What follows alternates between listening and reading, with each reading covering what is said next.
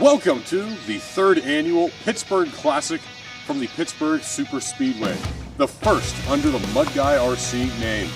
Tonight, a race that means nothing, but could also mean a whole lot on a very cool and crisp Pittsburgh evening. Chad Limburner tonight must get to lap 15 to earn 1 point for being in this race. If he doesn't get that point, he's not in the playoffs. Also, the battle to be the points leader is on. Now, unless Steve Brown can manage to lead every lap in this race, he will not beat Bill Steinbach. But if Bill does come in second place, no matter what Steve does, he'll be the regular season champion. But if Bill Steinbach were to finish third and Steve wins, they'll go into a tie, and that means going into the playoffs, they'll both have to win 2 races apiece. Get ready for some rough and ready super speedway action.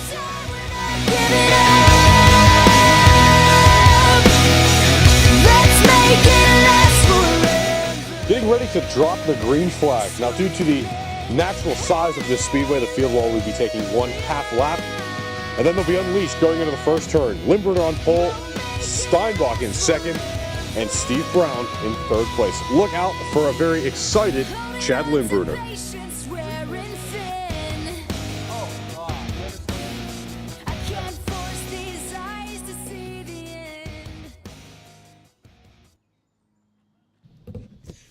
The field begins to roll. They're in the second short chute. They enter turn number 3 under command of Chad Limburner coming down the super stretch. Now, Chad Limburner has had the dominant car in practice and qualifying, so can he keep the pressure off his rear bumper today? We'll see if he can get reception at this track. A big speedway, one of the issues. Such a big facility. A lot of these drivers have issue with reception, particularly over opposite end of the speedway where they're at. So Chad will have it on the super stretch. Steve and Bill might have it in turns 2. Green is out. Chad Limburner gets a whale of a jump on the field. Steinbach in second, Brown in third. If he didn't cut to the outside, I'm pretty sure he had more of a lead, just like Brown did, going to the outside. Well, Chad Limburner, he cut through the turn 4 apron. That could be a penalty. We're getting some words from the officials box. We'll see what happens. Yeah. What we're hearing is that he's in third place on the tail end of the lead lap, so just like procedures are going through the center at Moon Speedway, you can see Limburner running out trying to get reception with that vehicle, and we'll have a yellow flag on lap 2. Due to his caution and Steve Brown getting loose. First caution flag of the afternoon. Steve Brown spun out going into turn number 4. Bill Steinbach taking the inside lane on this restart. Only 3 lanes this year, not the 4 they've experimented with here in the past. Yes, so they're going to get situated here, and looks like Limburner is going to come around because he was the driver the furthest down during that caution. Steve will have the middle lane. That means Chad is going to be up high by the grass, but his car... Wait, yeah. Problem here. His car seems to have stalled, and the word we're getting from the trackside reporter is it's not running. Don't do that, then. I'll just go a lap down every time. Now my car is dead. Your axle's off. Yeah. How the hell? I think it'd be funny if Chad's car got stuck in the grass or something and he couldn't get it out. You can hear it there, a very upset Chad Limburner, even using some offensive language on that one. Yeah, if we apologize about his language there. Green flag is back out. The team has gotten that car fixed now. The word that we got from the track is that the axle is slipping on that vehicle, so much like an issue that all the drivers have had to deal with, mostly Bill Steinbach, though, and to a lesser extent, Steve Brown. Steve Brown crashes in turn number 4. He'll fall all the way back to third spot, and Chad Limburner, looks like they might have got that mechanical problem in check. He's got a 1 second lead on the field, and the stripe for the restart line has come up. They tried to use a tape today instead of a chalk. Yeah, we'll keep an eye on that, too. They'll have to fix that under caution if the league is going to call one here. Limburner now running into a tire and allowing Steve Brown to take the lead while Steinbach is fighting with him around the cone. Steinbach made a very aggressive move there to get around Steve Brown, and he successfully does get past him. Chad Limburner still over in turn number 1. You can see the other 2 cars have slowed. That car is broken once again.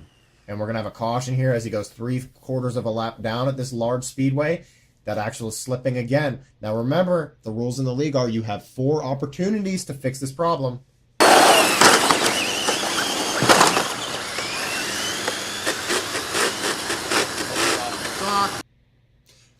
Right there you can hear the engine simply under power, but the car not moving. The U-joint mount that goes to the actual transmission of the car not hooking up, so the drive shaft isn't receiving any power. Therefore, those rear tires can't move. Steve Brown on the inside, Bill Steinbach up high, Chad in the middle. A little bit of a conservative restart there, but Steve Brown comes out on top. Yeah, thankfully, that axle just slips back into the U-joint. The problem is, every time you slip it in, more opportunity for it to slip out as it gets more wear and tear. And Limburner's trying to draft up to the back of Brown, who still has the lead, and he'll pull ahead in turn 2. Coming down the second super stretch, approaching the fourth corner and the start-finish line. Chad Limburner, the leader, Steve Brown in second. Loose out of turn number 1 there, and that allowed Bill Steinbach to catch up to him in that number 20 Ford. Lap 10 as we're going around with Limburner in the lead, who, again, a few laps ago catapulted himself in front of Steve Brown. It looks like Limburner is better back on the second short shoot there, where Brown catches up to him in turn 1. 25-lap race this afternoon, and the field pretty well spaced out, but one of those cones falls over, and another one getting dragged by the left front tire of Steinbach. He'll crash up in turn number 4, all by himself. Safety crews rush over to that Ford, trying to put it back on all 4 wheels, and they do. He looks bewildered at what his car just did there. Look at this again. The track maintenance team is going to have a tough time to repair this one. You can see the cone actually broke there. Split right down the... Split into 2 pieces.